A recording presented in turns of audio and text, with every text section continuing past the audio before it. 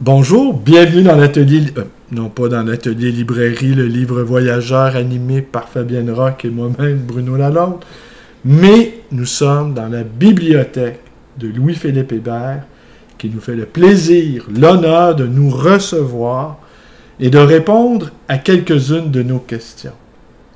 Louis-Philippe, merci infiniment.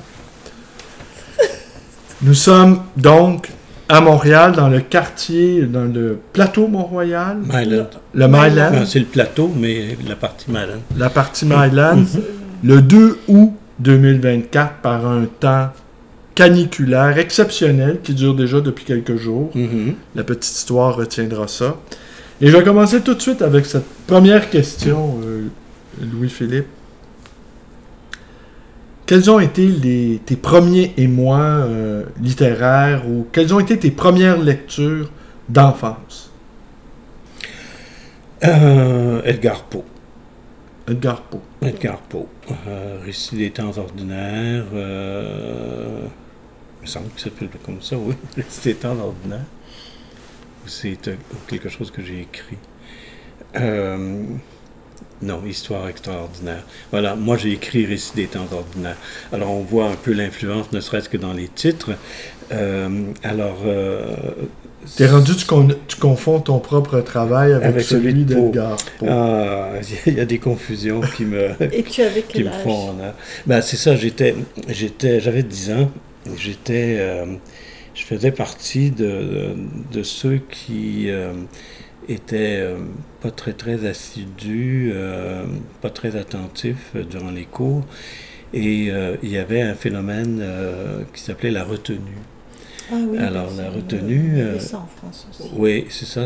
Et d'ailleurs, c'était le même horaire que la France. D'accord. C'est-à-dire qu'on avait des cours 6 jours par semaine, donc le samedi, là, et on avait congé le mardi après-midi, il me semble, mardi après-midi, jeudi après-midi et samedi après-midi. Alors qu'en France, je pense que c'est juste le jeudi après-midi. Nous, après, on était en congé le mercredi. Ah, mercredi après, bon. Sauf que, voilà, on disait qu'on était collés. Ah, mais je me souviens de ça parce que dans les Tintins, le journal de Tintin, à l'époque, c'était le jeudi. Les Spirou, ouais.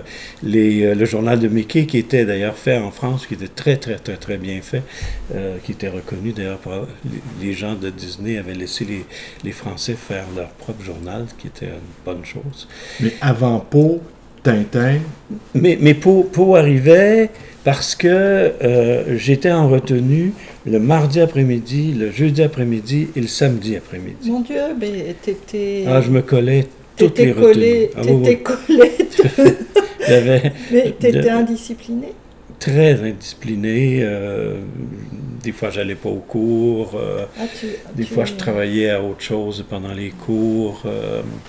Alors, ce que j'ai fait, c'est que j'ai lu Edgar Poe. Les histoires extraordinaires, les nouvelles histoires extraordinaires, puis les récits, je ne me souviens plus trop quoi, et tout ça s'est traduit par Baudelaire. Alors, j'ai lu ça. C'est pas très long parce que Poe n'a pas beaucoup écrit finalement. Alors, très vite, je suis passé à travers l'œuvre au complet. Et là, je me suis dit, qu'est-ce que je vais faire?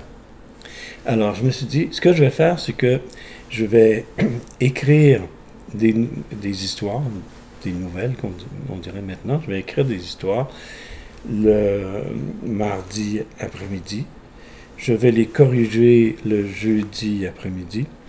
Et je vais les lire comme si c'était des œuvres tirées de la bibliothèque le samedi après-midi. Alors, c'est comme ça que j'ai commencé à écrire. D'une manière continue, j'écrivais avant, là, mais d'une manière continue, j'ai écrit plusieurs recueils de nouvelles. Certaines ont été envoyées pour des prix, des trucs comme ça, là, mais ça n'a pas d'importance. Et au bout d'un certain temps, j'avais là aussi un peu épuisé mon répertoire. Et là, je me suis dit, c'est traduit par qui? Mais c'était traduit par Baudelaire. Et là, je suis allé à la bibliothèque et du collège. Et, Collège Sainte-Marie. Collège Sainte-Marie. Et on n'avait pas le droit de sortir ces livres-là parce que c'était des livres qui étaient dans l'enfer. Il fallait une permission de notre directeur de conscience. Pas objecteur de conscience, mais directeur de conscience. Et ouais, le mien avait 92 ans. Il était un peu âgé. Et la seule chose qui l'intéressait dans les contacts qu'on avait, c'était combien de fois. Alors, de toute façon, j'ai dit, j'ai besoin de lire ce Baudelaire en question. Et je suis allé, évidemment, chercher le truc dans les enfers. Et... Mais, pardonne-moi, combien de fois il y a un lien avec l'enfer, là? Ou c'est mon esprit mal tourné qui a une sorte d'association? Est-ce que tu dis la seule chose qui l'intéressait, c'est combien de fois? Oui, c'est combien de fois. Voilà. Combien de fois? Voilà. Combien de fois? C'est toujours la même chose. Ah, il te posait toujours cette la question. Combien de fois? Tu disais, par exemple, j'ai jalousé ma sœur. Ah, combien de fois? Combien de fois? Ah, d'accord. Combien de fois tu as péché? Oui, mais ça venait toujours pour arriver à combien de fois d'autres péchés. Il y avait comme des hiérarchies là, dans les péchés. Alors, c'était toujours de plus en plus intéressant. Et le nombre Bref, j'ai pu rentrer dans l'enfer. Et là, j'ai vu un livre de Baudelaire. Attends une seconde, je me permets encore de t'interrompre. Je m'en veux un peu d'insister. Mais pour pouvoir enfin avoir accès à cet enfer-là, il a fallu que tu te confesses de beaucoup. Combien de fois? Beaucoup. Combien de fois suis-je confessé? Ton directeur de conscience, non pas nonagénaire. Nonagénaire. 92 ans. 92 ans. Là, a jugé bon que l'enfer, enfin, les portes de l'enfer pouvaient s'ouvrir. Enfin, donc, c'est une sorte de privilège de pécher à ce point où tu peux avoir enfin accès aux fleurs du mal. Voilà. Et j'ai vu un livre qui avait qui avait une couverture qui ressemblait à une couverture de micelle. Bataille n'est pas loin. Je me suis dit, c'est absolument formidable. C'est très beau. C'est que Baudelaire a été le premier auteur dans la Pléiade. La Pléiade a été littéralement inventée avec Baudelaire. Donc c'était une Pléiade. C'était une Pléiade. D'accord. Et c'est encore une Pléiade. Et donc tu as pris la Pléiade? Donc j'ai pris la Pléiade et je l'ai empruntée. Et là, tu as quel âge? 11 ans peut-être. D'accord. Pêcheur déjà. Très reconnu par les autorités ecclésiastiques. Documenté. Mais et je l'ai encore. Tu l'as volé? Non, je ne l'ai pas volé. Je l'ai emprunté. Combien de fois? Mais le problème, c'est qu'on a démoli le collège. Ah non, d'accord. Donc c'est très difficile de le rendre. La bibliothèque a été démolie en même temps qu'on a démoli le collège, évidemment. Une œuvre divine, cette démolition? J'espère que tu as pu en prendre. D'après moi, c'est Sodome et Gomorrhe. C'est une interprétation contemporaine de Sodome et Gomorrhe. Tu viens de dire quelque chose d'hyper intéressant. Pour toi, la ressemblance physique entre un micelle et une Pléiade, c'est quand même extraordinaire, non? Oui, mais il ne faut pas oublier qu'on est dans les années 60, au tout début des années 60, sinon les années 50, la fin, là. Et il y a des cérémonies religieuses continuellement. Le Sainte-Marie est bâti au coin de Bleury et Dorchester à l'époque. Et le Jésus, lui, est sur Bleury, un peu plus haut. Et entre les deux, il y a des tunnels qui communiquent. Et ces tunnels-là servaient à nous envoyer à des cérémonies religieuses qui occupaient une partie de notre temps. Et ce qui était un petit peu embarrassant, c'est qu'on servait de système de chauffage, en fait, au Jésus. Ça s'appelait le Jésus. Ça s'appelle encore Mais ça le s'appelle Jésus. encore le Jésus. Voilà. Alors, ça servait de système de chauffage, c'est-à-dire qu'on était On tous mettait les là, enfants. on gelait, Ah, ça mettait- réchauffait presque les- tout le collège était là. On gelait parce que c'était Mais pas il chauffé. fait froid, Ça ouais. ne se chauffe pas, c'est une grande Ouais, bâtisse ouais, là. ouais. Alors, il nous faisait applaudir. Alors, quand tu applaudis, Ben oui, tu dégages de la chaleur. de la chaleur, Oui, oui, oui. de l'énergie, de la chaleur. Alors, on applaudissait, là, imagine, je sais pas moi, 1200, 1300. Mais vous applaudissez quelque chose ou Non, rien on- du tout? on On vous applaudit. disait, on vous disait On d'applaudir. vous préparait à devenir des spectateurs très dessus. Non, il n'y avait pas de spectacle. T'applaudissais pour chauffer la salle. Voilà, D'accord. on applaudissait pour chauffer la salle. C'est ce qu'on appelle là l'expression chauffer une salle. Voilà, chauffer la salle. Et voilà. Alors, non, mais Donc là, c'était ça. et une fois que la salle était chaude, Ben là, il nous faisait qu'est-ce qui quelques se passait? cérémonies quand même pour se justifier. Là. non, mais il y Les avait Jésuites d'autres devaient se personnes qui justifier. rentraient ou il y avait Non, que c'était des toujours enfants? nous, mais là, il faisait des petites cérémonies pour Ah, d'accord, nous d'accord. montrer qu'on n'était pas juste utile à chauffer les salles, mais qu'il y avait aussi Est-ce que tu as déjà été, ça me vient, ça, une ascension vers le Seigneur. un enfant d'honneur? Ah, mais Un enfant de cœur? Ben non, j'ai déjà été un enfant de cœur. satanique. Bon. À la première communion, il m'est arrivé quelque chose d'un peu bizarre. Ça s'est collé après mon palais. C'était l'hostie. Et j'ai gerbé L'hostie. devant tout le monde sur la grande estrade, machin, là, la balustrade plutôt que l'estrade, excusez. Terriblement La balustrade. baudelairien. Horrible, horrible, c'est une véritable horreur. Alors tout le monde disait que j'étais Un possédé. que j'étais possédé, ouais, effectivement. Vraiment. Et- T'as recraché ton hostie.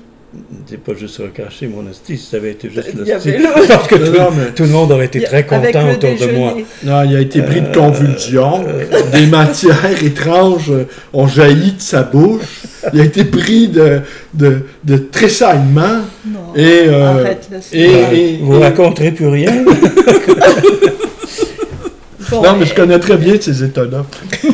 Alors, revenons à nos moutons. Le gros avantage d'avoir un Baudelaire dans la Pléiade, premièrement, parce que comme il n'y avait pas de Pléiade avant Ben oui, Baudelaire, personne ne savait que personne c'était ne savait une que pléiade. c'était ça, et tout le monde pensait que c'était un missel. Alors, j'allais, moi, à ces cérémonies-là, après Avec avoir ton applaudi, Baudelaire. évidemment, pendant un certain temps, j'allais avec mon missel à moi, qui me permettait de lire Baudelaire dans un endroit absolument qui Magnifique convenait très quand même. bien. C'est Oui, magnifique, le le Jésus, c'est Jésus. très beau. C'est magnifique. Et ça convenait très bien à Baudelaire, parce que dans Baudelaire, il y a cette espèce de... ces temples, ces grands temples de la nature et tout. Il y a beaucoup de références à la religion aussi. Le ciel, le soleil couchant qui couche comme un brûlant encensoir, je ne sais pas trop quoi, en fait, bref. T'étais dans l'ambiance. Ah, j'étais dans l'ambiance, j'étais absolument magnifique, je l'ai lu 20 fois, 30 fois, j'adorais ça, c'est vraiment bien, c'est bien écrit, hein, vraiment. Je trouvais ça vraiment bien. Alors, puis après ça, là, j'ai continué à écrire un peu plus pour moi, et j'ai sans doute écrit des textes assez baudelairiens à un moment donné, et des nouvelles assez près d'Edgar Poe. Je pense que c'était mes maîtres. Si on peut avoir des maîtres, c'était mes maîtres. Est-ce qu'aujourd'hui, oui, je pense qu'on peut avoir des maîtres, mais aujourd'hui, est-ce que tu les juges encore? Est-ce que tu as des maîtres? Est-ce que tu as encore des maîtres? C'est toujours les mêmes. Baudelaire, Poe? Baudelaire, Poe, Rimbaud. Ah oui, pour toi, il n'y avait pas d'opposition entre Rimbaud et Baudelaire, comme c'est... Ben, généralement, les baudelairiens ne sont pas des j'aimais les rivaliers. deux, moi. J'aimais les deux. Je trouvais que vraiment... Et j'avais découvert une saison en enfer. Regarde, nous ne sommes pas étonnés. Non, évidemment, ça va... Il y a une continuité dans tout ce que je dis, là, tu vois. C'est pas du tout laissé au hasard. Ah, non. Alors, j'avais un professeur qui s'appelait René Avon, d'ailleurs. C'est un bonhomme assez formidable, un professeur de français. Et durant un été, je suis devenu moniteur de natation, professeur de plongeon et aussi un peu moniteur de terrain de jeu. Mais j'étais seul, parce que c'était un endroit qui s'appelle encore d'ailleurs Prévert, et c'était un endroit où les artistes, surtout ceux qui travaillaient soit à Radio-Canada, soit dans le domaine de la décoration, ou soit à l'ONF, avaient acheté une terre de cultivateur, en plein milieu des champs, là. De chaque côté, c'est des champs, et tracé une route à l'intérieur de ça, et bâti des maisons un peu partout, une sorte de commune huppée. Mais c'était où ça? C'était près de Belleuil. Maintenant, il y a une autoroute qui s'appelle... Ah oui, il y a l'autoroute de la Vin maintenant, et c'était un petit peu plus loin que l'autoroute de la Vin, sur le bord du Richelieu. Il y avait une piscine, ce qui était un peu rare à l'époque, et je donnais des cours de natation et de plongeon. Mais là, tu étais plus vieux. J'avais à peu près 12 ans ou 13 ans. Mais tu nageais super bien. Déjà, il nageait en eau trouble, alors une piscine. Non, mais attends, pourquoi tu étais professeur? Pourquoi on t'avait choisi toi? Ah, mais c'est ça que mon fameux professeur était ami avec ces gens-là. Ah, d'accord. Donc, il t'avait pistonné pour que tu gagnais de l'argent? Parce que, oui, mais il venait me chercher le matin parce qu'il habitait à Belleuil. Alors, il venait me chercher le matin, puis je montais au collège avec lui. D'accord. Alors, on parlait beaucoup dans la voiture, on était toujours en train de... Enfin, je parle tout le temps. Puis aussi, approchez-vous, approche-toi, Fabien, on te voit un petit peu, parce qu'on te manque un peu dans le... Voilà, ben oui. Ouais. Puis assure-toi que tu es toujours dans l'écran. Ouais. Alors, poursuis. Alors, j'avais eu cet emploi d'été qui était très payant. Très payant pour mon âge. Et c'était une belle responsabilité aussi. Oui, pour quelqu'un qui ne sait pas nager, même un peu Je savais inconscient. nager quand même. Je savais nager. Ça, c'est la première chose que ma mère avait faite avec ses enfants. Elle nous a tous... appris à nager. Non, pas elle, mais envoyait des cours de natation dans une ville qui s'appelle Saint-Hyacinthe, et où il y avait une grande piscine, et on a appris à nager là-bas. Et c'est ça, je l'ai enseigné. J'avais un livre aussi qui me voilà, comment faire comment plonger. Comment faire le bouche à bouche.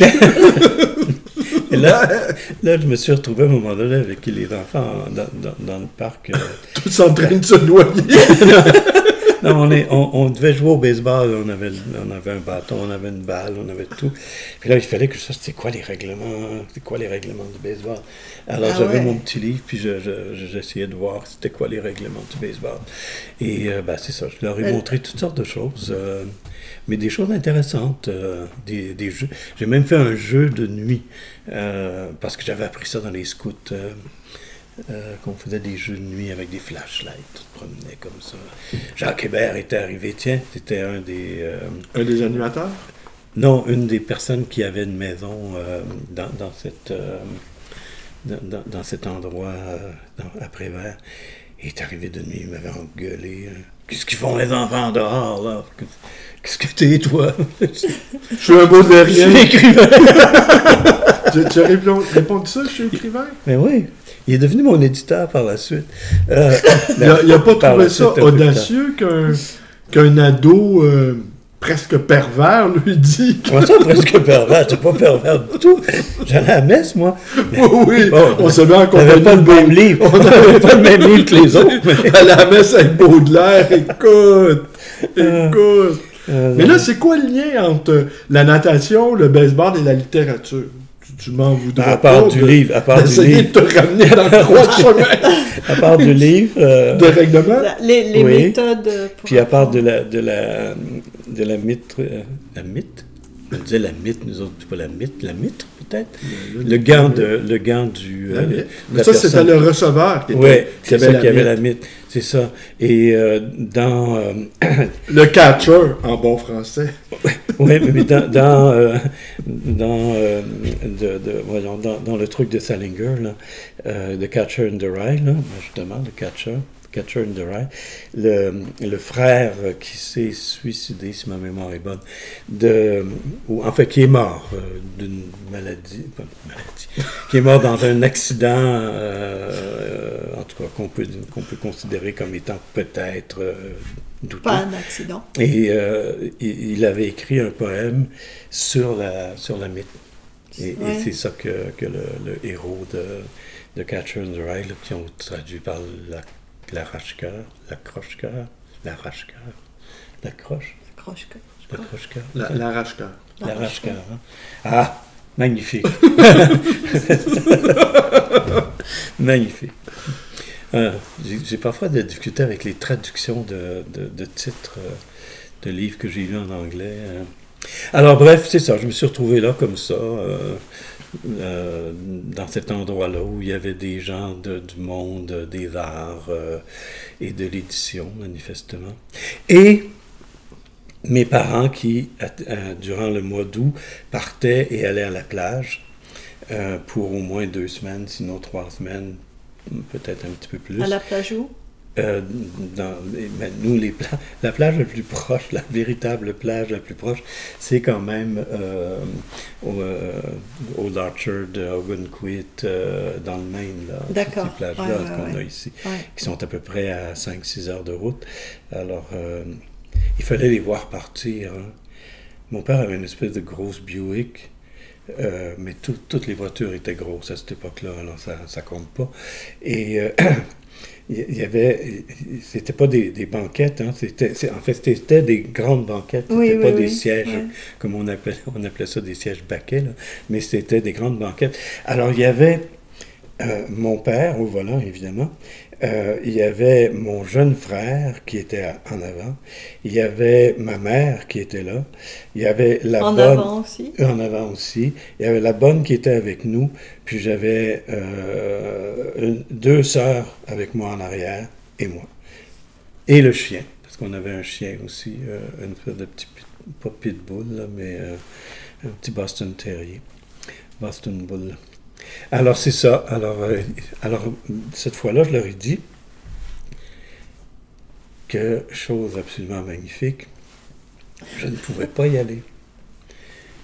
Je ne pouvais pas y aller parce que j'avais du travail. Ben oui.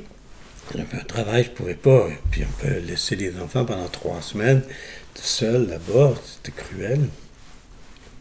Alors, le professeur a accepté de m'héberger. Et il avait un tourne-disque, évidemment, mais il y avait un disque, un vinyle, en fait, 2 ou 3 vinyles. Et c'était Une saison en enfer, lu par un comédien qui avait une voix très rauque. Jadis, si je me souviens bien, ma vie était un festin où le vin coulait. À peu près comme ça. Peut-être un petit peu plus rapide. Peut-être un petit peu plus rapide. Jadis, si je me souviens bien, ma vie était un festin où tous les vins coulaient. Et là, pendant qu'il parlait, il y avait la foudre. Tu étais dans ton élément. Non, mais j'ai été bien. En plus, il n'était jamais là. C'était un jeune couple. Et puis, des fois, il me disait, bon, ben là, il faut que tu retournes dans ta maison familiale parce qu'on a des choses à faire. Dont tu devinais bien la nature. Mais je partais avec les disques, évidemment. Et j'ai même enregistré ces disques-là sur ruban, mais je ne retrouve plus le ruban, évidemment. Et je recherche depuis... Tu le recherches, oui? Oui, c'est mon Rosebud à moi, ça. C'est vrai, ça? Oui, c'est mon Rosebud littéraire. J'ai d'autres Rosebuds, j'en ai plein de Rosebuds. Mais ça, c'est mon Rosebud littéraire. La quête de l'objet perdu. La quête d'une saison en enfer de Rimbaud. Lu par un comédien dont le nom t'échappe. Écoute, il y a même Ferré qui l'a lu. C'est mauvais quand Ferré le lit. C'est très difficile à lire. C'est dur à lire, oui. Ouais. Mais évidemment, compte tenu de l'âge que j'avais, j'étais plus facile peut-être. Peut-être que je voyais des choses qui... Ben, c'est que Rimbaud, c'est le génie adolescent par excellence. Hein? Ouais. médiumnique. J'avais l'impression d'avoir un frère, ouais. Jean-Louis Trintignant, il répugnait à faire une lecture de Rimbaud. Il disait que c'était trop difficile. Il a essayé pendant plus de 20 ans, semble-t-il. Oui, et c'est pas lui, ça. Trintignant, c'est pas Non, Rimbaud. C'est pas... Ouais, Moi, je l'ai vu à Montréal, je l'ai entendu lire... Rimbaud, non? Non, pas du Rimbaud. Non, il du Aragon. Il voulait pas, il était pas capable. Du Aragon, qui lit très bien. Il lit très bien du Aragon. C'est magnifique, Trintignant, ce qu'il fait. Alors, t'as d'autres Rosebud? Bon, il y a ce disque-là. On va essayer de te le trouver. Ah ben, écoute, il y a le Rosebud du livre de Baudelaire dans la Pléiade. Ben là, il n'est pas ici. Oui, il est ici. OK. Il n'y a pas ça, tu nous le montreras. Oui. Et il y a le Rosebud de ça, là, de cette saison en enfer. Oui, mais si tu sais plus qui l'a lu, j'ai jamais retrouvé. C'est compliqué. J'ai essayé sur Wikipédia, YouTube, Wikipédia, Facebook, etc., faire des recherches. Et le disque, il date de quand, d'après toi? Ben, d'après moi, 50, il devrait les années 50? Peut-être la moitié des années 50, là, peut-être qu'on est rendu en 54. Là, D'accord. Ça doit se trouver quand même. Plus, hein. Oui, c'est ce que je me suis dit, je vais le trouver, c'est sûr. J'en ai plusieurs ici, mais j'ai jamais trouvé celui-là. Et caractéristique de celui-là, c'est la foudre, c'est les bruits de tonnerre. Non, mais faut pas, on plaisante pas avec le tonnerre. De la pochette? C'était un coffret, parce qu'il y avait plusieurs disques, il y en avait 3 ou 2, mais c'était un coffret noir. D'accord. Ben évidemment, c'est noir avec comme un lettrage Rimbaud, un machin en fer, un truc comme ça. Et là, t'étais devenu poète, d'une certaine manière. Là, t'as compris que la poésie, ça pouvait se déclamer, ça pouvait se dire, ça pouvait... Ouais. Qu'est-ce que t'en penses de la poésie dite? Comme par exemple, qu'est-ce que tu penses des lectures de poésie? Ah, ben ça, je pense que les lectures de poésie, c'est ce qui a sauvé la poésie, hein, parce que là où la poésie allait, avant les années 80, c'était... Le formalisme, c'était un cul-de-sac, là. C'était ridicule, là, ce qui se faisait... un mot dans un coin, un autre mot dans l'autre coin. Ben, c'était visuel, c'était de l'art visuel. Oh, c'était même pas visuel, ça n'avait aucune signification visuelle véritablement, là, même pas. Oh, si ça l'avait été, ça... Tu sais, je veux dire, c'est comme Apollinaire, ben là, il pleut, là, puis t'as les vers qui descendent, qui tombent comme la pluie. Non, là, c'était monotone et maussade comme la pluie. Ouais. Effectivement. Mais la poésie ne peut être que lue. L'intérêt de la poésie, c'est pour être lue. C'est ce qui est arrivé quand Gaston, il y a une quarantaine d'années, donc on tombe à... Il fête le 40e anniversaire. Miron, Gaston Miron. Non, Gaston Bellemare. Ah, pardon. Fête le 40e anniversaire du festival, donc c'est 1984, et je pense que c'est en 1984 ou 1985, Gaston m'a dit, il faut que tu viennes lire des poèmes. Alors, je dis, écoute, Gaston, vraiment, la poésie...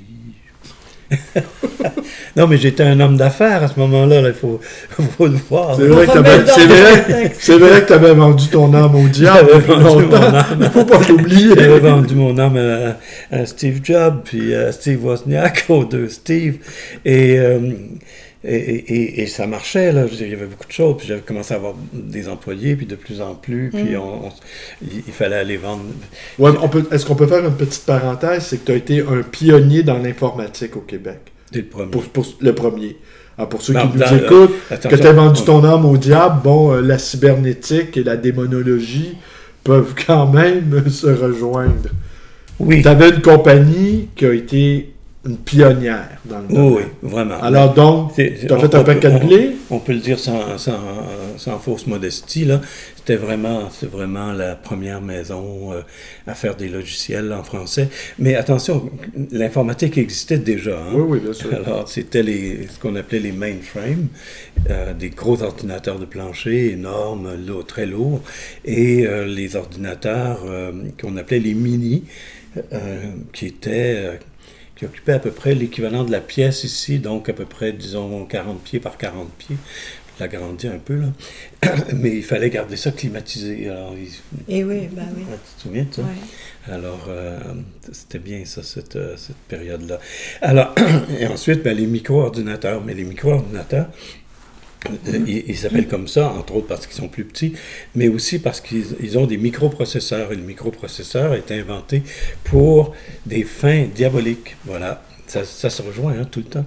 Alors, ça a été inventé pour permettre aux têtes chercheuses des missiles d'aller frapper les cibles durant la guerre au Vietnam. Ouais. Ouais. Vraisemblable, mais vrai. C'est une honte, mais quand même, ça fonctionne. Alors, il y a des gens qui ont pensé prendre ces micro-ordinateurs-là, ces microprocesseurs, et commencer à faire, au début, de tout petits ordinateurs, ce qu'on appelait des Sinclair et d'autres petits ordinateurs comme ça, qu'on bricolait. Il y avait, à l'époque, un magazine qui s'appelait Popular Mechanics, qui était destiné à des gens qui voulaient... C'était une époque où on avait le droit de bricoler, là. Alors, les gens réparaient leur auto, ajoutaient des trucs, etc. Ils inventaient même des trucs comme ça. Alors, ils ont fait Popular Electronic. Et là, il y a eu toutes sortes de choses qui se sont faites. T'étais un lecteur de... Oui, moi je lisais de l'informatique durant mes premières années de collège aussi. Là, Baudelaire, c'était bien, mais j'étais très attiré par ce qu'on appelait évidemment la cybernétique à l'époque et ce genre de trucs-là. Parce que j'avais 2 heures, non seulement j'avais droit à 6 heures de retenue par semaine, c'est quand même assez bien. C'est quand même formidable. Mais nous, quand même, en France, quand on était collés, on avait des trucs à faire. Oui, je sais, mais moi, je prenais des crayons, je les collais ensemble comme ça, et je pouvais faire comme 8 lignes ou 9 lignes en même temps. Oui, d'accord. Parce que tu faisais des lignes. On avait des lignes à faire, tout ça, mais j'étais assez débrouillard de ce côté-là. Et j'avais aussi 2 heures de liberté dans la journée. Je prenais le train à 6 heures du matin et je montais à Montréal comme ça, ou 6 heures ou 6h30. Là. Et je montais à Montréal, c'était le train de banlieue avant la banlieue, avant tout le reste. Et je montais à Montréal, puis pour me rendre jusqu'au Collège Sainte-Marie. Et le soir, je refaisais le même parcours, mais à l'envers, à peu près. Donc ça te laissait du temps aux alentours de 6 heures. Dans le train, ça durait 1 heure. On partait de Montréal, puis on se rendait jusqu'à un endroit à Belleuil.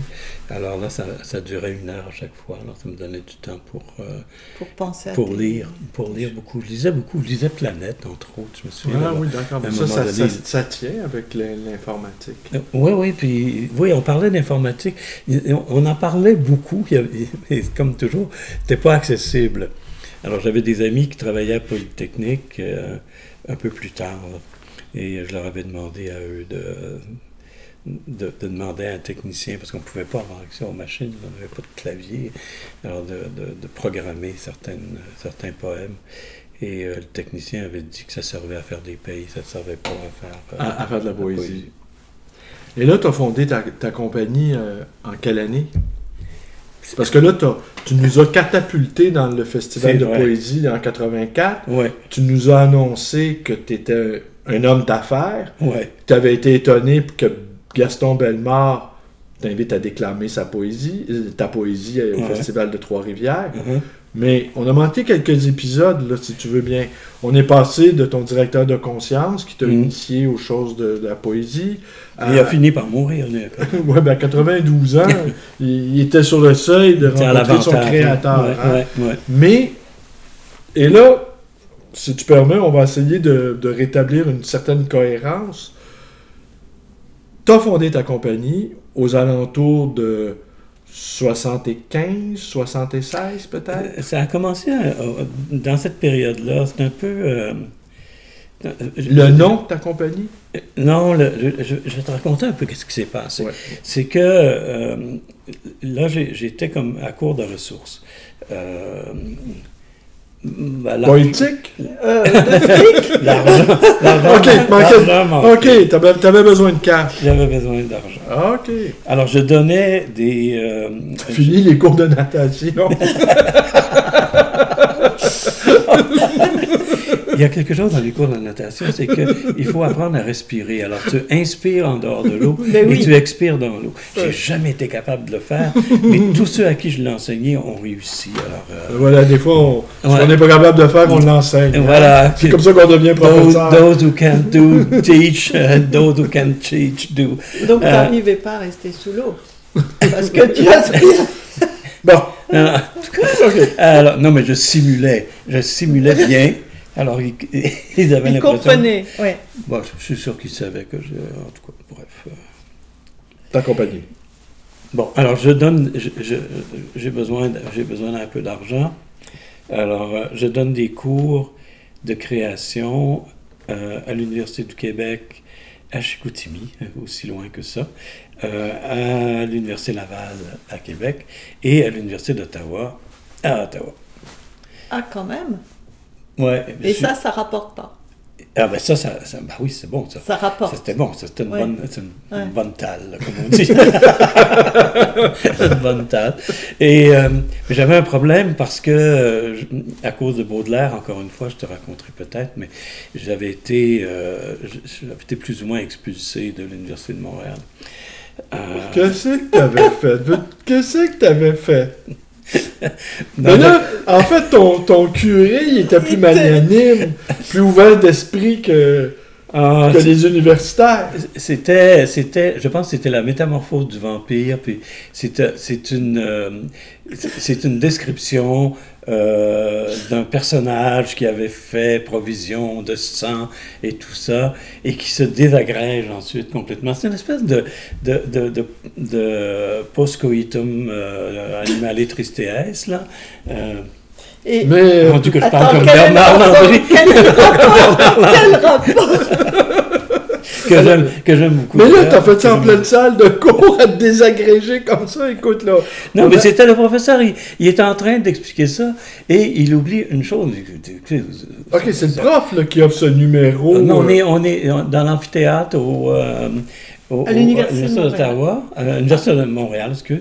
Puis, il y a peut-être 120, il y avait bien du monde qui voulait faire un cours de lettres, là. Alors, dont moi. Et il commence avec... Mais moi, je dis, vous avez oublié quelque chose. Il y a tout un aspect... Il y a un acte sexuel là, qui se passe, là. C'est le personnage se désagrège, le gars c'est le fun de Baudelaire pour ça, parce que c'est un vrai poète, dans le sens qu'il y a des personnages. Alors, le personnage en question fait l'amour avec une très belle femme qui lui suce tout son sang. Alors, tu vois, il y a beaucoup de références. Et l'autre chose, c'est qu'à un moment donné, elle devient un cadavre rempli de pus et de je sais pas trop quoi. Ah, c'est le poème La Charogne. Non? Non, la charogne, c'est autre chose. La charogne est déjà remplie de pus dès le départ. Tandis que là, c'est un vampire, en fait. C'est carrément le vampire qu'on voit un peu partout dans la littérature de l'époque, qui est décrit là, mais dans une relation sexuelle avec un personnage. En fait, le vampire étant une femme et le personnage étant... Alors, tu interviens pour morigéner le prof. Mais je dis, vous êtes passé complètement à côté de ce poème. C'est d'un ridicule total. Vous ne pouvez pas faire ça. Ah oui. Et le prof... Mais là, il y a 120, il y a 119 personnes qui se mettent à applaudir. Qui réchauffent la salle. Et le professeur n'a pas aimé. Mais là, le professeur dit, mais qui êtes-vous? Je suis Louis-Philippe Hébert, poète baudelairien. Non, qu'est-ce que tu lui as dit? J'ai dit, j'avais déjà beaucoup publié à l'époque, surtout dans des revues françaises. Et aussi dans des livres, j'avais comme 2 ou 3 livres là, de publier. Alors, j'ai écrit et lu dans ma vie. Non, j'ai écrit et lu plus de poésie et de poèmes et de livres sur la poésie que vous, dans toute votre vie, n'en avez jamais lu ni écrit dans toute votre vie. Ah, ça jette un froid. Ça ne fait pas des amis, en tout cas. Mais ça fait une bonne vidéo. Non, mais t'es pas fini. Mais t'étais quand même... oui. Comme crâne, ouais, un peu trop orgueilleux, on va dire. Même pas. Non, conscient de son talent, tout simplement. Ça ressemble à ça. La modestie de ton éclatant talent. Non, mais t'étais jeune. Ben oui, j'avais 20 ans. Ah, oui, mais c'est jeune. Ouais, mais... Ben, c'est jeune, 20 ans. C'est comme ça que à l'époque, c'était jeune, parce que la maturité, c'était 21 ans. À l'époque. Ouais. Alors, donc, 20 ans, te souviens-tu du nom du prof? Je pense qu'il s'appelait Valorant, mais je ne suis pas sûr. Je l'ai vite oublié, lui. Mais quand je suis arrivé, j'ai dit, il a répondu de manière tout à fait classique, mais on se demande... Sortez de ma classe! Qu'est-ce que vous faites? Non, c'est quand même assez bien tourné. On se demande ce que vous faites ici. Puisque vous en savez autant. Mais oui. Ah oui. Mais je dois t'avouer que je me posais la même question. C'est C'était ma réponse. C'était carrément ma réponse. Je me posais exactement la même question. Alors, il dit, je vois pas pourquoi vous êtes ici, alors quittez la classe, s'il vous plaît. Évidemment, j'avais des rieurs. J'avais des rieurs. Non, c'est des rieurs. Hein? Ouais. Alors là, ils sont là, puis ils applaudissent, ils sont derrière toi. Je me dis, ils vont tous me suivre. Là, j'ai une très bonne leçon de sciences politiques. Alors, je me dis, ils vont tous me suivre, puis ils vont s'en aller, parce que ce professeur-là est complètement nul. Il n'est pas capable d'expliquer Baudelaire. Ça n'a aucun sens. Et évidemment, je me suis retrouvé tout seul sur le bord de la porte. Ah, ben, tu vois, moi, comment j'ai un petit cœur romantique. Non, c'est... J'imaginais qu'une belle jeune étudiante, oui, éblouie par ta faconde. Moi aussi, mais que veux-tu? Alors, sur le bord, la main sur la poignée de la porte, en train d'ouvrir la porte, j'ai dit, je ne reviendrai à l'université que pour enseigner.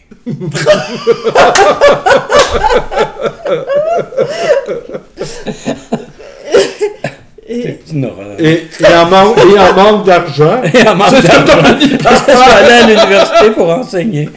Peux-tu imaginer? Incroyable. Alors, quand je suis arrivé à l'université, ils ont dit qu'est-ce que vous avez comme doctorat? Là, je me suis à rire, évidemment.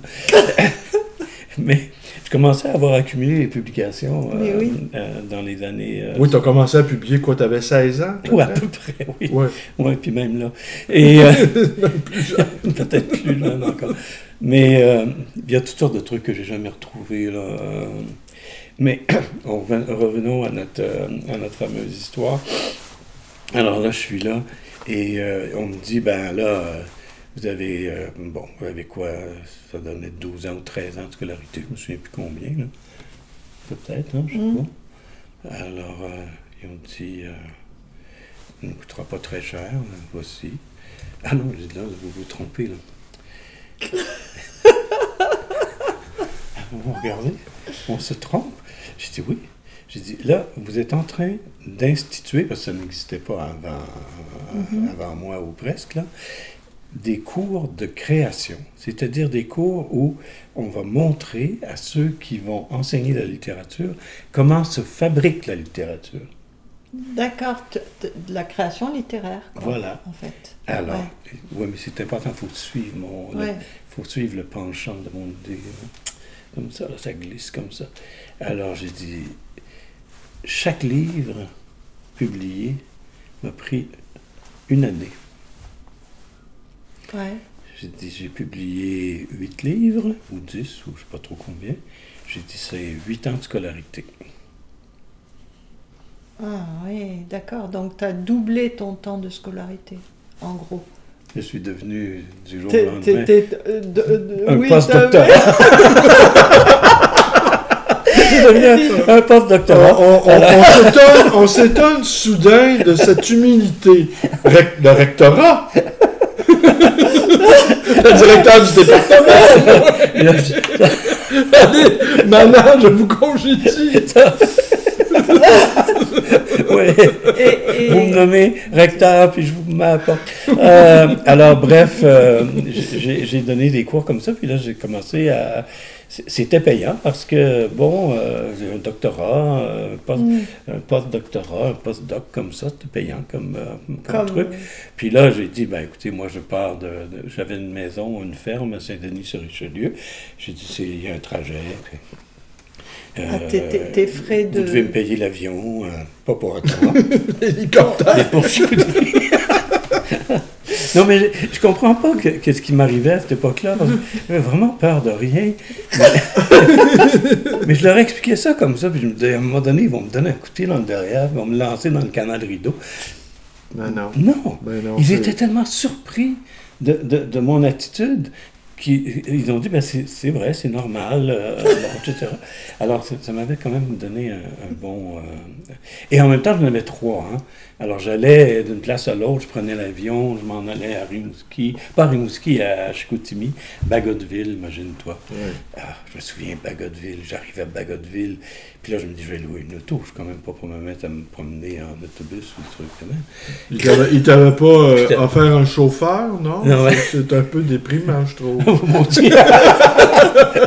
et là, je vais chercher mon auto.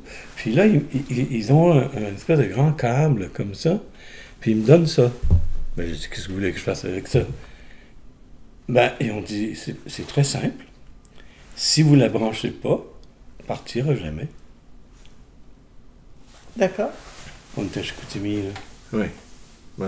Et ils avaient raison, il fait du moins 40 là-bas facilement. Faut que tu te branches. Alors, ouais, faut se brancher dans ce coin-là. Et il y a des endroits pour se brancher partout. Alors là, ça, c'est un autre avantage. Ça, j'ai trouvé que c'était vraiment bien. Et alors, je donne mon cours, je finis mon cours, puis là, je me dis, je vais traverser le canal Rideau.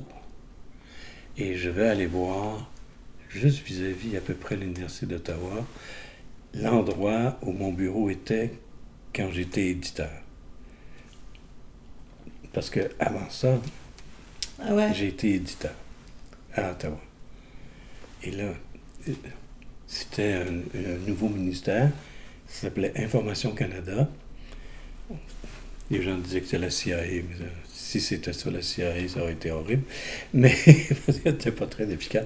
Mais on m'avait dit, c'était une époque où l'argent comptait pas. Hein. Ben, un peu comme comme ça.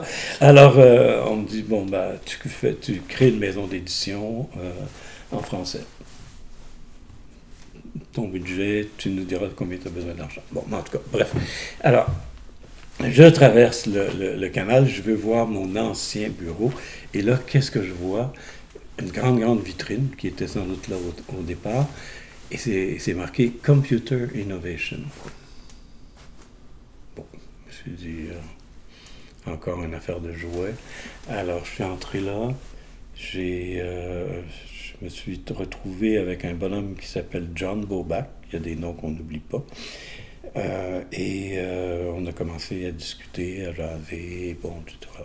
Puis au bout d'un certain temps, ben, j'ai dit, c'est pas des jouets. Il dit non. Puis c'est lui qui m'avait expliqué d'où ça venait, puis les têtes chercheuses au Vietnam, puis les microprocesseurs, puis bon, il m'avait vraiment donné un cours.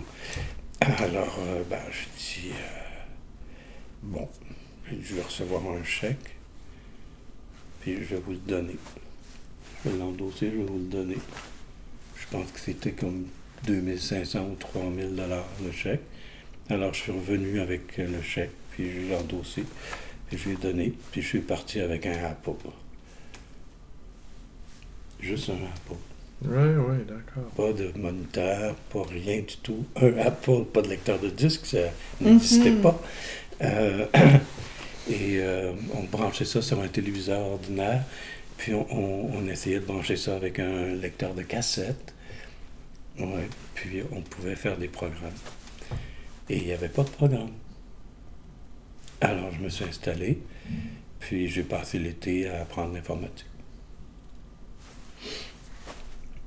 D'accord. Et là, en plus, les ordinateurs commençaient à arriver un peu. Puis à l'Université du Québec, il y avait un groupe qui commençait à se former autour de certains, plus ou moins professeurs, je ne sais pas trop quoi, là, en tout cas des curieux. Alors là, j'ai commencé à donner ce que j'avais fait. C'est vraiment le pire homme d'affaires que tu peux imaginer.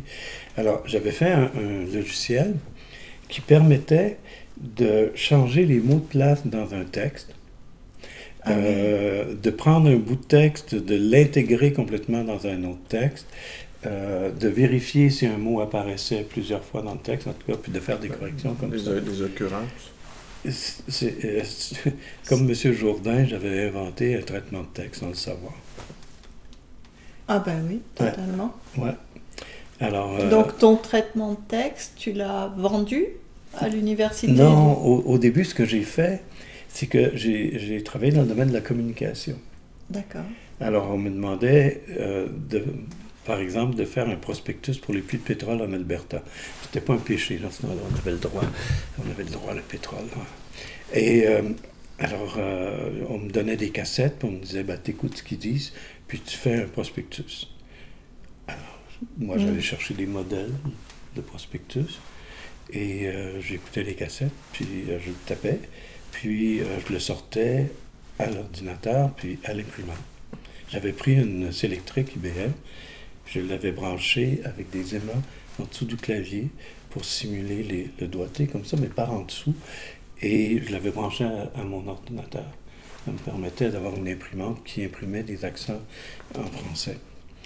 Et le gros avantage, c'est que si on en avait besoin pour demain matin, je disais, écoutez, moi je peux faire les corrections, puis vous l'apportez demain matin, mais les gens disaient, c'est pas possible, c'est un travail de nuit, mais vous allez être combien? Je dis, peut-être 5-6 secrétaires, j'ai dit, j'en ai une là qui va s'occuper des autres, qui va tout vous a préparé ça, je vais vous apporter ça sans faute demain matin.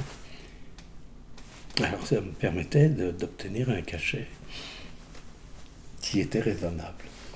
Ouais, tu leur disais pas comment tu t'y prenais, quoi. Non, mais pas par malice. Non, je comprends. Pour normalement. Voilà. Ouais.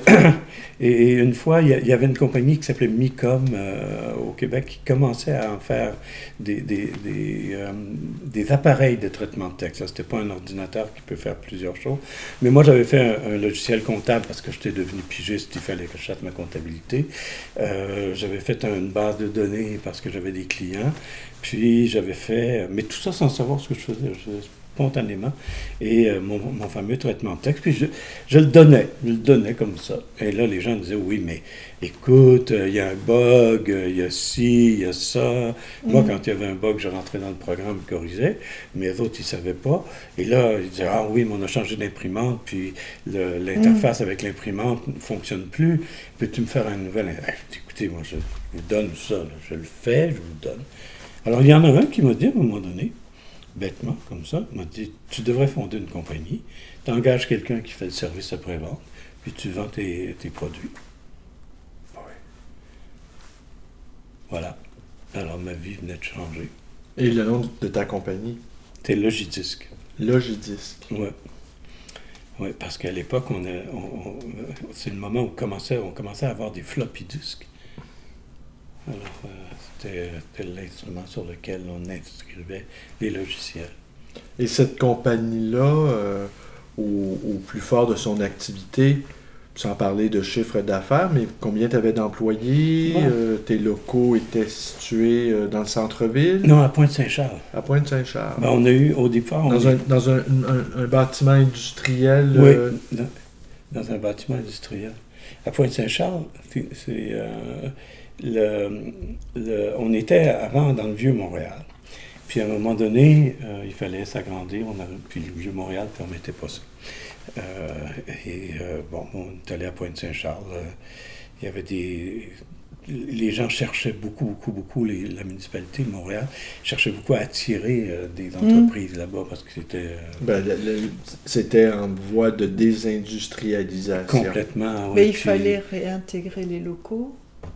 Oui, non, ils avaient bâti des locaux, c'était des locaux condos, des espèces de condos commerciaux, tu sais, avec des poutres d'acier, puis des trucs qui finiraient par devenir à la mode, là, pas tellement longtemps après. Puis moi, c'est ce que j'avais vu quand j'avais rencontré les gens de Apple, Steve Jobs, puis Wozniak. Ce que j'avais vu, c'est qu'ils étaient dans des locaux comme ça. Mais ça faisait déjà, 4-5 ans de ça. Oui, mais en quelles circonstances tu avais rencontré Steve Jobs et Wozniak?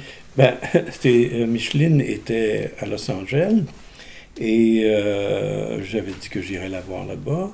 Micheline Langto, avec qui je faisais beaucoup elle faisait des illustrations. Laissons Baudelaire de côté, s'il te plaît. Oublions Baudelaire. Alors, elle faisait des illustrations, moi je faisais les textes.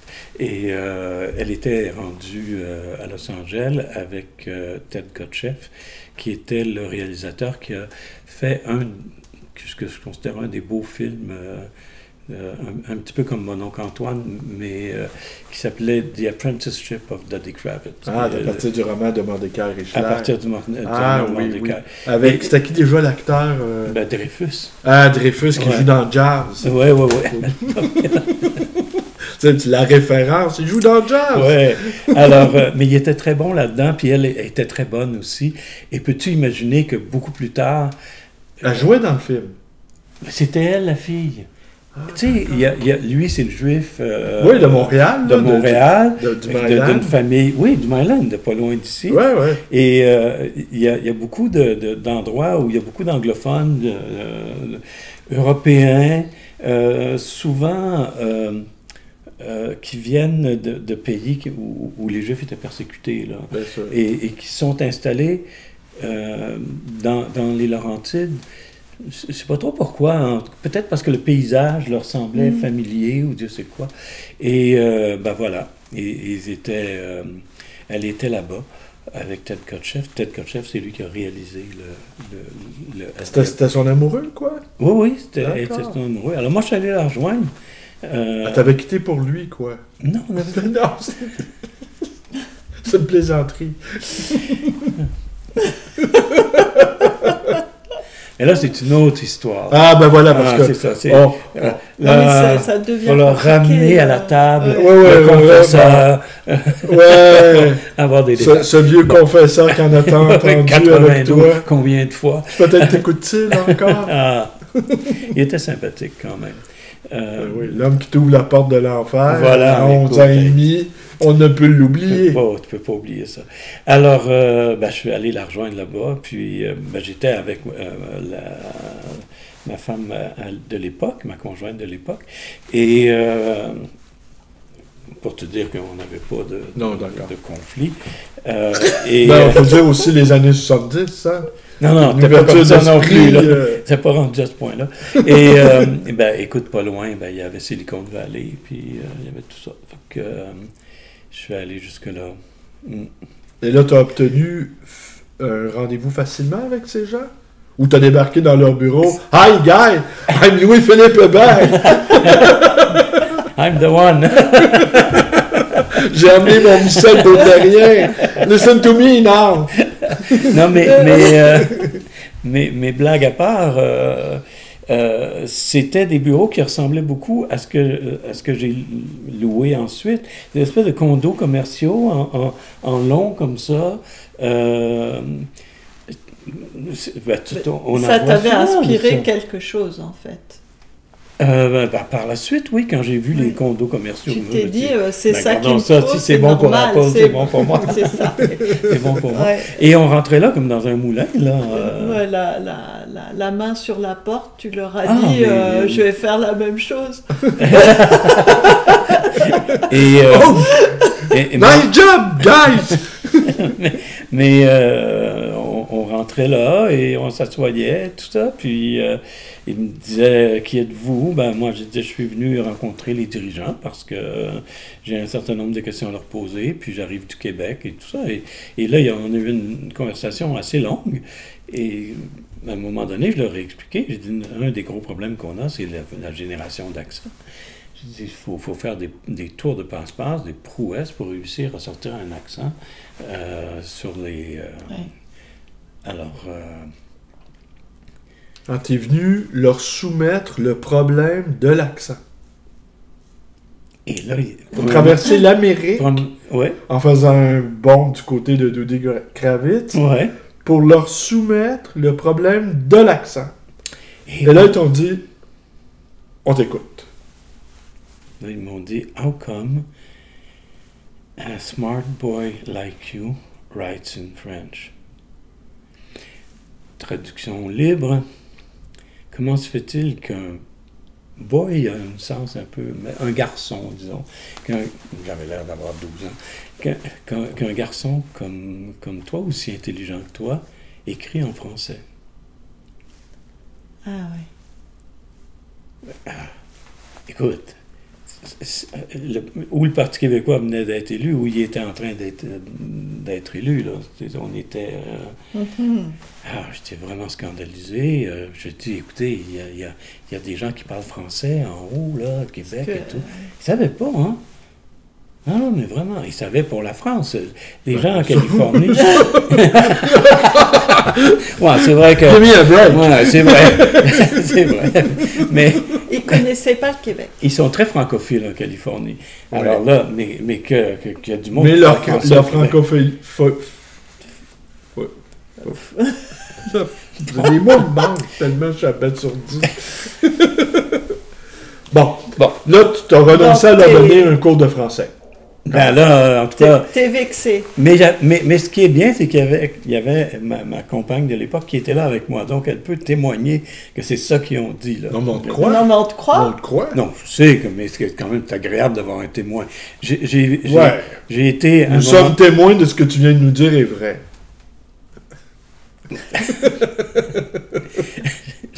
À un moment donné, j'ai traversé... j'ai pris un traversier, je me suis rendu sur l'île de Vancouver pour aller à Victoria, et en sortant du traversier, à peu près 250 autos et moi, et la mienne, on a vu une soucoupe volante. Non, mais attends, là. Le LSD, on va entendre un petit peu. Non, mais j'étais avec le fondateur de la revue au Beau-Québec. Attends. Moi, je veux bien, là, Louis-Philippe Hébert. Mais là, tu sors du bureau de Steve Jobs. Ah oui, mais tu vois une soucoupe volante. Non, c'est autre chose. C'est plus tard. C'est pas le même voyage. Jean le Duc de Beau-Québec. Non. Attends une minute, là. T'es en train de nous confondre. Robitaille. Là, une fois qu'ils t'ont dit comment ça se fait qu'un garçon aussi intelligent écrive en français, il s'est passé quelque chose quand même. Il est vexé. Ben, à part d'être vexé, tu t'es dit... parce que t'as quand même fini... Il aurait dit « I'll be back ». Ah, ça, parce que moi, je voudrais revenir un peu sur ta compagnie. Parce que tu nous offres des raccourcis qui nous laissent pantois. Il faut quand même le dire. Ben là, tu nous expliques... Attends, je le sais. Puis la tienne... aussi, là. Puis oui, d'accord. Puis nous trois vies ensemble, bon, on est presque rendu à la Révolution française. Mais... Ben, ça ressemble un peu à ce qu'on a vu dernièrement, là, à la télévision. Mais c'est parce que t'es parti sur une lancée, tu nous as dit Gaston Bellemare veut que je lise des poèmes. Mais à ce moment-là, j'étais un homme d'affaires prospère. Prospère. Ben oui, quand même. Donc, travaillait 36 heures par jour. Mais à un moment donné. Et là, cette fameuse compagnie que tu as fondée a été vendue à nos deux ignorants de la Silicon Valley. Parce que tu l'as vendu à Steve Jobs, ta compagnie. Non, pas du tout. Ah non, là, OK. Pas du tout. Oh, mais qu'est-ce que t'en as fait de ta compagnie? C'est compliqué un peu. Ah non, écoute, je crains le pire. Là. On va revenir à... Non, mais est-ce que là, on a le choix? Non, mais... On revient au festival de poésie, la soucoupe volante, le gars de Beau-Québec. Je veux dire, dis-moi, on va où, là? Non. Le gars de Beau-Québec, bon, il a vu la soucoupe volante, puis il a fait une... Comment est-ce que les psychologues appellent ça? Un choc post-traumatique? Décompression. Il a décompensé. Décompensé, voilà. Donc, il a fait une dépression nerveuse. Oui, complètement. Ah bon? Ouais. Ouais, et alors? Toi, comment t'as réagi? Et toi? À nous deux, la soucoupe volante! Enfin, je suis Louis-Philippe Hébert!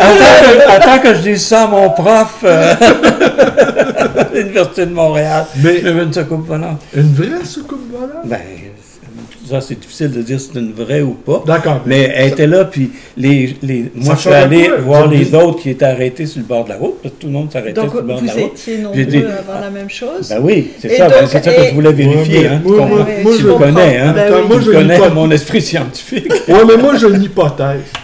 T'as pris du LSD, puis t'as regardé E.T. dans un cinéparc. Non, mais il y avait 200 personnes arrêtés sur le bord de la route qui regardaient ça. Puis tout le monde était là, puis on regardait ça, puis on était tous souriants, puis on était tous... Oui. Étrangement, là, on avait une espèce de sentiment. On disait, Are you seeing the same thing I'm seeing now? Puis là, il disait, Yes. It's a flying saucer? Yes, it is. Oh. Non, mais des conversations absolument à la Ionesco, je veux dire, entre anglophones, francophones et d'autres, en train de regarder parce qu'on est à l'île de Vancouver. Oui, mais... des chamans, ça. Des chamans. En tout cas, on est tous là, on regarde ça, mon autre, il panique, puis en tout cas... Le seul qui panique... Lui, il panique, et ça se... Il disparaît. Et il disparaît où? À l'asile psychiatrique. Il s'en va. Avec l'exclamation. T'es happé par le UFO. C'est ça la vérité. Il s'en va. Il part où? Il part en ballon. Non, mais... il est évacué. On l'évacue. Ah, c'est compliqué parce que... Écoute, on faisait une série d'émissions. C'était mon animateur pour une série d'émissions. Et on allait dans chacune des villes au Canada où il y avait un poste de radio Canada francophone ou à moitié francophone ou bilingue. Ah, c'était quand tu étais ingénieur du son? Non, c'est quand j'étais réalisateur à Radio-Canada. Et on avait fait, c'est Vancouver, tu sais, toutes les villes, Edmonton, Saint-Boniface, en tout cas, tu peux les nommer, jusqu'à Moncton. C'est comme 12, c'est une série de 12 émissions, là, ça tombait bien. Fait 12 escales. Oui, mais lui... Ah, lui, je suis arrivé le matin, je me suis réveillé, le matin de cette fois-là, et j'ai vu par terre... Une flasque! Une flaque sur le bord, à côté de la porte, qui avait été glissé en dessous de la porte, les billets d'avion, parce qu'à l'époque, il y avait des billets d'avion. Ah, d'accord, oui. Alors, j'avais... Ton billet d'avion. Non, 12... oui, d'accord. Parce qu'il y avait 12 escales. Une liasse de billets d'avion qui avait réussi à glisser en dessous de la porte sans que je m'en aperçoive. Et une lettre disant j'en peux plus, je m'en vais. Et il t'a laissé comme ça. C'est trop pour moi. Il t'a laissé tomber. Ah ben oui, ça, vraiment. Hein. Ah ouais. Ouais. Mais c'est quoi le lien avec Beau-Québec? C'est lui qui a fondé ça? Oui, c'est le gars qui a fondé, c'est Robitaille de Beau-Québec, c'est le fondateur de Beau-Québec. C'est lui qui a gardé au Beau-Québec tout le temps, là. Les 30 numéros, peut-être? Ouais, okay. C'était pas mal. Est-ce que tu as eu un numéro qui t'a consacré? Oh, j'ai déjà eu plusieurs. Non, mais tu as fait la page couverture? Non, il ne m'a pas fait faire la page couverture. Tu as écrit des textes, mais moi, Attends, je vais faire une petite parenthèse, si tu permets. On va donner encore un 10-15 minutes pour être cohérent. On va essayer d'être... Mais je peux juste te dire qu'est-ce qui est arrivé? Oui, vas-y. Non, mais ça va être très court. C'est que, dernièrement, je me suis dit, j'ai un témoin. Il faut retrouver le gars? Oui, j'ai un témoin. Au moins, je vais lui faire signer un affidavit disant que il a vu la même chose que moi. Au moins, les gens vont finir par me croire. Oui. Parce qu'évidemment, personne ne me croit. Ah ben non, nous... Si, moi, je te crois. Moi, je te crois. Moi, je te crois. Non, mais vous, un vous jour, êtes pas des gens non, je te réguliers. raconterai Comment non? Je pas des gens réguliers. Ah ben là... Un jour, je te raconterai quelque chose, pas maintenant, mais... En tout cas, je finis ma recherche, je le Google, je le whatever, comment est-ce qu'on appelle ça, là, tous les chats GPT et tout ce que... Et... il est devenu une sommité en matière extraterrestre. Il est mort. Il est mort. Ah mince, il est mort depuis longtemps? Non, comme 2 mois avant que je... Tu te mets à le chercher. Il y a peut-être un lien parapsychique ici. C'est sûr. J'étais très déçu. Il est mort. T'es pas un mauvais gars. Il est mort quand même. C'est toujours plus sympathique mort que vivant. Mais lui, il a quitté le monde de la littérature? Il a continué ou... J'ai perdu un peu de vue, lui. Ouais, mais c'est ça aussi. Au Beau-Québec, c'était l'underground un peu, non? Très underground. Ouais, très. C'est Denis Vanier. Les gens de l'underground, Louis Geoffroy... Ouais. Ils vivent dangereusement. Avant qu'ils brûlent, ouais. Parce qu'il y a eu un numéro qui a été consacré à Louis Geoffroy. Ils sont recherchés aujourd'hui. Est-ce que tu les as conservés? Est-ce que tu les as? J'en ai quelques-uns que j'ai réussi à faire relier. À faire relier? Ouais. Tu les as? Tu as ça ici, dans ta bibliothèque? Ouais. OK, dans la deuxième partie, où on va prendre un petit... Écoute, là, je regarde, on est rendu à 1h10. Les gens ne supporteront jamais d'écouter tout ça. C'est encore drôle. Ce qui vont être étonnés, c'est l'esprit bondissant de Louis-Philippe Hébert qui nous amène. T'es dur à capter. Mais je suis pas capable moi-même. Non, tu sautes dans le temps, dans les événements. T'as un esprit bondissant. Ben oui. J'ai, à un moment donné, pour mon site web, là, LPH écrivain, là, je me suis dit, ça me prend une note biographique. Mm-hmm. T'as pas été capable de la faire? Oui, finalement. J'en ai fait 3. De 200 pages chaque? Non, mais j'en ai fait 3. Et ça, c'est assez cohérent. Sauf que si tu les prends les 3 comme 3 éléments, disons, sur une pellicule, et que tu les mets comme ça marche pas.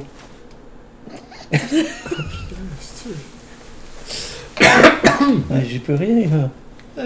Non, mais c'est des vies que je vis, non pas d'une manière parallèle, mais d'une manière simultanée. C'est ça, donc c'est des nouvelles. C'est des nouvelles. Tout ça a commencé avec Poe quand même, hein? Ah. L'ange du bizarre. Ah oui, ça c'est bien, c'est avec le gars qui avale la fléchette. Merveilleux.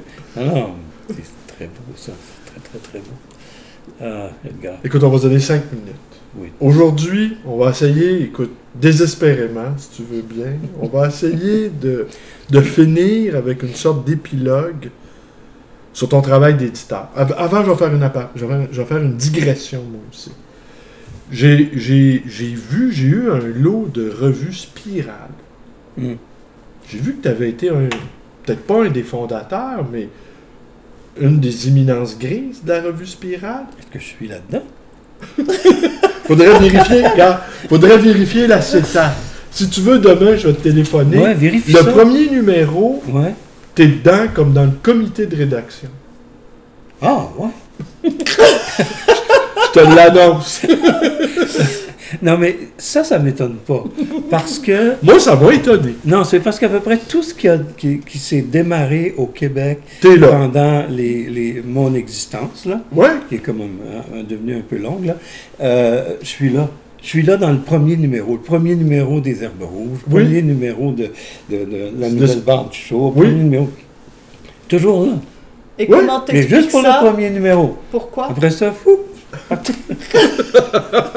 Mais le premier, c'est le plus important. Bon, c'est ce que je me dis, moi, une fois que tu as fait le premier, après... Qu'est-ce que tu fais? C'est une fois que tu as répété. C'est pas ce que les Anglais disent, c'est le deuxième qui compte. Ah, oui, mais les Anglais, ils pensent pas comme nous. Non, je le sais, ils ont l'esprit plus pragmatique, moins romantique. Ben, je dirais plus... Le deuxième, dans ce cas-là, c'était toujours Roger Desroches.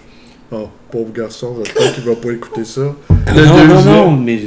Ok, lui, il apparaît je lui ouvrais les portes. Okay. Comme quand je rentrais aux éditions du jour, je lui parlais des éditions du jour. Et là, Roger apparaissait. Ben oui, puis là, les Verbes rouges, c'était la même chose dans le premier numéro, mais dans le numéro 2, Roger, là... OK. Ouais. Et toi, t'es plus là? Non, moi, je suis plus là. Non, une fois que t'es apparu, une apparition, une apparition, ça reste pas. C'est comme une soucoupe volante, voilà. Ça traverse le ciel, les témoins ne sont plus de ce monde. Voilà. Ah non, ça c'est terrible, par exemple. Hey, j'ai eu un choc. Et là, t'es devenu, écoute, on va être obligé de faire une deuxième partie, pas dans les prochains mois, on va se reposer un peu, quand on viendra avec moi. C'est plutôt essoufflant. Quoi, t'as-tu vu quelque chose?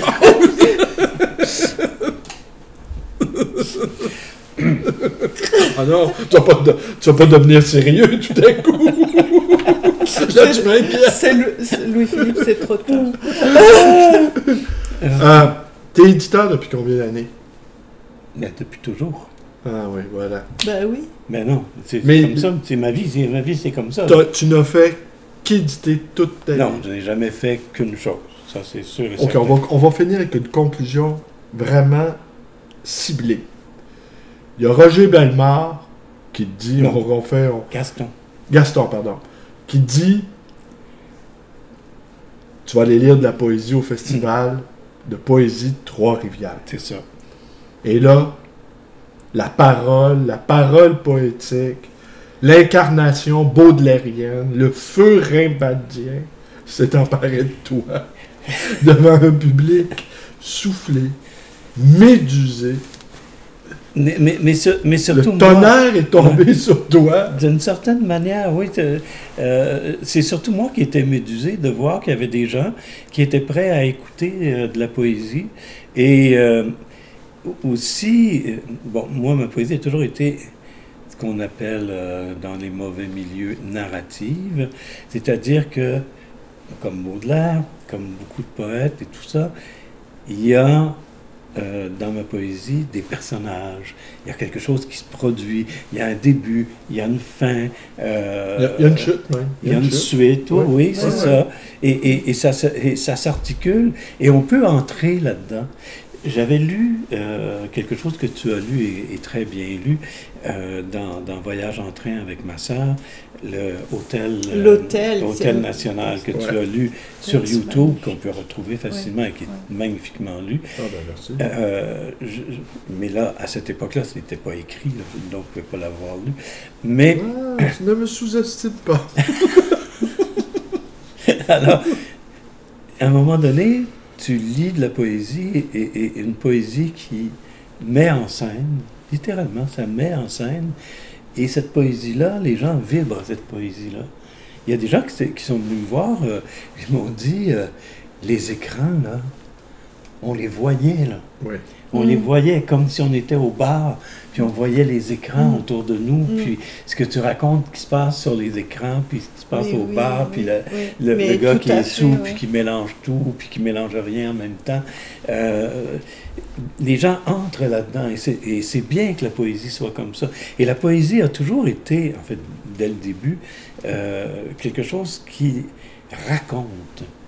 Alors, d'ailleurs, la versification a été inventée pour qu'on puisse raconter plus facilement.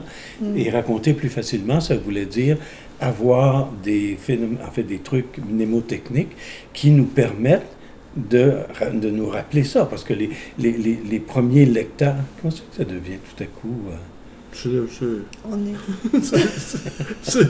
C'est ton influence. Oui, c'est ça. Mon âme, c'est ça. C'est ton magnétisme naturel qui a un impact sur mon ordinateur. Oui. Mais alors, c'était...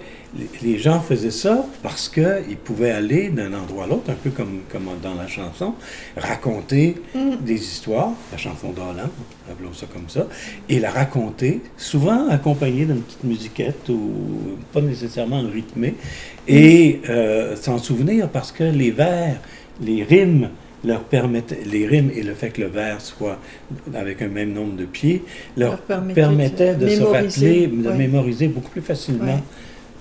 Les troubadours. Les troubadours et tout. Et ça, c'est une des caractéristiques. La poésie qui n'est qu'écrite comme dans les années 80, là, quand c'est une période un peu noire, quant à moi, je trouve un peu noire, c'était difficile, là. Je dirais, tu pouvais pas la mettre en scène, tu pouvais pas la lire. D'ailleurs, il y a beaucoup de poètes, je pense à Nicole Brossard, entre autres, là, qui sont allés vers le théâtre durant ces années-là, parce que ça leur permettait de dire des choses d'une manière plus évidente. Et là, cette entrée en poésie a fait que, d'une certaine manière, non pas tu y es retourné, mais tu as continué à l'approfondir, tu as continué à la creuser. Oui, mais pas vraiment, parce que le travail me demandait beaucoup de temps. Et évidemment, plus ça avançait, à chaque fois je me disais, bon, mais je vais engager 2 autres personnes, ça va me dégager. Mais à chaque fois que j'engageais 2 autres personnes, ben, il se multipliait. C'est comme ça multipliait mon travail. Engager des poètes, non, à ta place. J'en avais beaucoup. Non, mais qui feraient ta poésie. T'as-tu jamais pensé à avoir des poètes fantômes à ton service? J'ai beaucoup de misère à déléguer. Alors, déléguer la poésie, ça, c'est un peu... C'est comme impossible. Ouais. Ben moi, j'ai déjà fantasmé là-dessus, que j'avais un atelier de poètes fantômes, que je l'ai fait travailler, là. Puis... Oh mon Dieu, comme un atelier de couture. Ouais, sauf que c'est des poètes qui sont à mon service, que j'exploite, évidemment. Et puis... Oui, bien sûr. Mais en tout cas, et d'ailleurs... j'ai déjà pensé ça. Et d'ailleurs, tout le temps le plan financier n'était pas bon. Que j'ai eu mes compagnies, là, parce qu'à un moment donné, il y a une maison d'édition de livres, plus la maison d'édition de logiciels, plus la distribution, on faisait tout en même temps, hein, évidemment. C'est le propre de mon esprit de tout faire en même temps, donc la compagnie faisait tout en même temps. Durant tout ce temps-là, j'ai jamais publié de mes choses. J'ai jamais ni me publié moi-même. Les gens disaient, on a publié 1000 livres aux éditions Logiques en l'espace d'une dizaine d'années. Il faut quand même le faire. Bien sûr. C'est beaucoup de livres, ça. Et les gens me disaient, mais pourquoi tu ne publies pas tes choses? Je me suis jamais senti capable de le faire. D'accord. Mais à la Grenouillère, tu le fais, cependant. À la Grenouillère, je le fais. Mais à la Grenouillère, on n'a pas cette espèce de contrainte commerciale épouvantable qu'on peut avoir, que j'avais à cette époque-là, parce que, écoute, j'étais allé voir un gérant de banque, puis